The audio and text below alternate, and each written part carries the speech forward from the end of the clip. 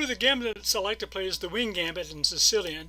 That's after e4, c5, play b4, giving up a pawn for quick development.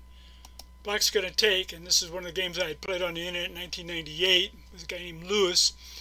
And then a3, there's other choices like d4, for example, but this is normal. Now I have a choice of the knight or the bishop, or if I play this, that would be one idea. Another one would be pushing the d4, taking for later. But I went for the normal knight takes at a3, but sort of the knight's on the rim is sort of dim. Now he could control the center with e5. I would have probably got my knights out. He would have got his knights out, and I'd get my my knight to c4.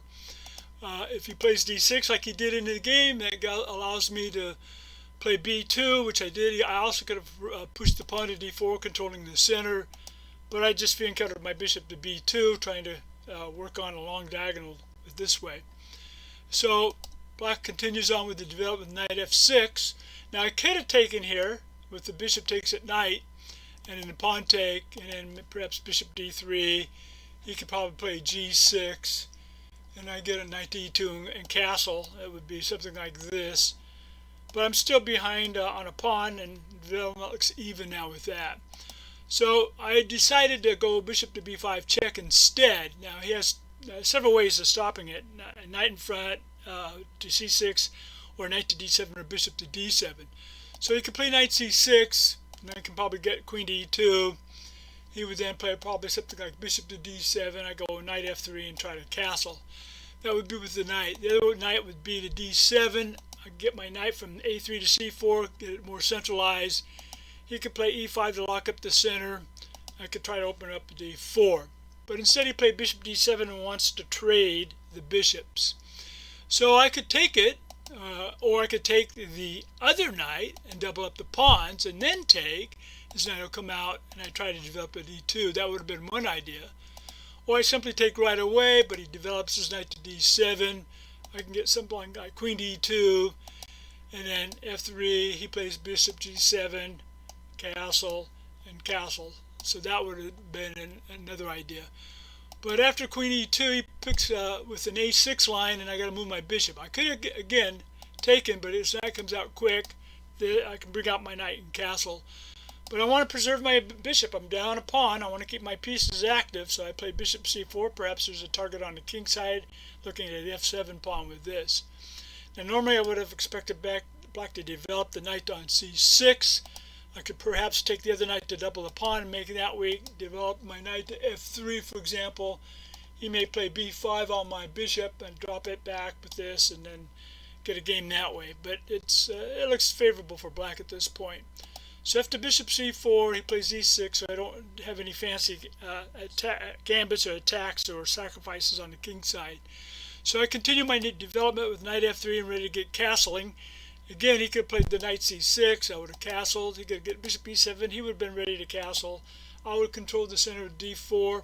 He would probably play d5, kick me back, or allow the exchange to occur with pawn takes pawn, pawn takes pawn.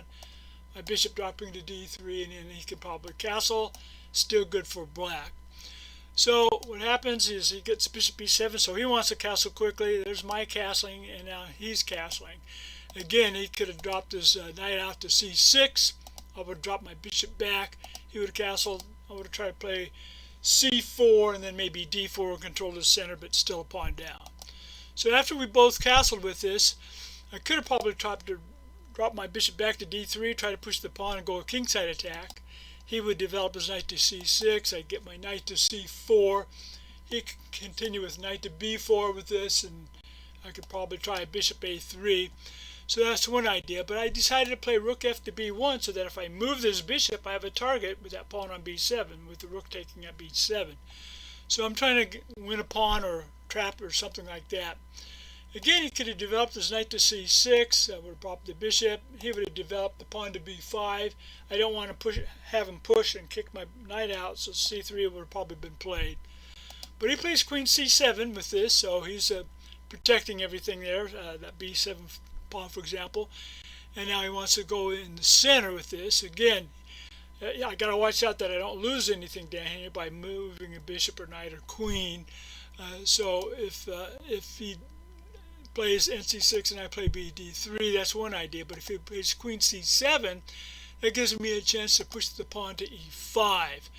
Now he could have tried something like counterplay with D5 with this, and then if I take pawn takes knight, he's going to play bishop takes pawn, and I got two pieces hanging, one of the bishops at C4, the one at B2. So that's one idea with this. Or you're going to move the knight backward to E8. I try to get my bishop to D3 with this long diagonal. He might get his bishop to C6 on that diagonal, and I get my knight to C4. Another possibility is just push the pawn to D5, attacking my bishop right away. And again, counterplay with pawn takes and bishop takes, and we have that issue. But with pawn takes pawn, which he played in the game, I could have taken it with the knight. He would have developed as a knight. I can control the center, but then he gets his rook in the center with this. I can drop my bishop back to D3, but he can play knight to D5, and it's slightly better for black. So instead of taking it with the knight, I took it with the bishop, attacking the queen. So the queen can move, or you can put something in front, such as the bishop to D6.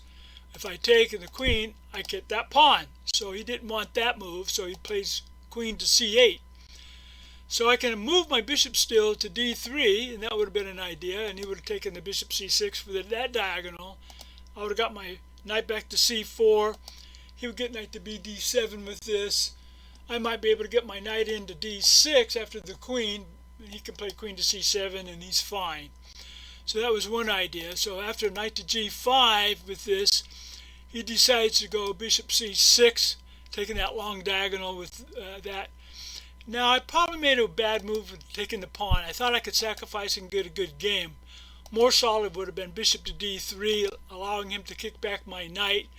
And if I play knight E4, he can get the bishop down here with this variation with this. Or I could have played bishop to G3, and he would have gone after my bishop. Then I can take and allow the pawn to take, for example. That would have been one idea. I can play then rook takes, if I look at rook takes bishop, rook to E8, but now there's a pin. I would have to do something like this, rook to E3.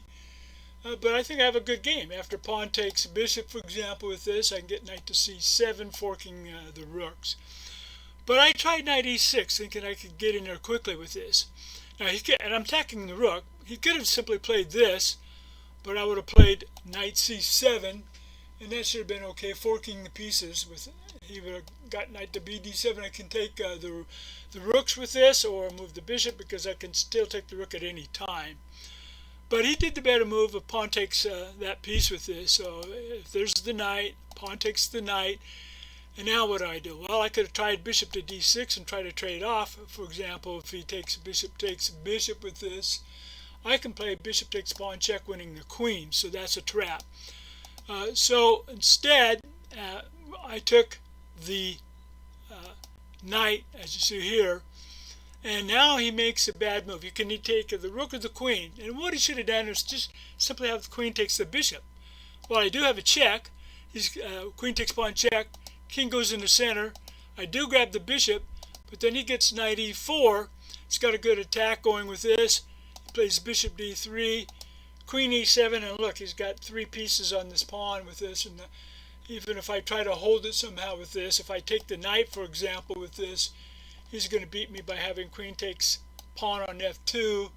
King will have to move to H1, the only move with this, and then he can then play rook to E8, attacking my queen and bishop with this. So that's what would have been if the queen take, but he made the losing move of rook takes bishop.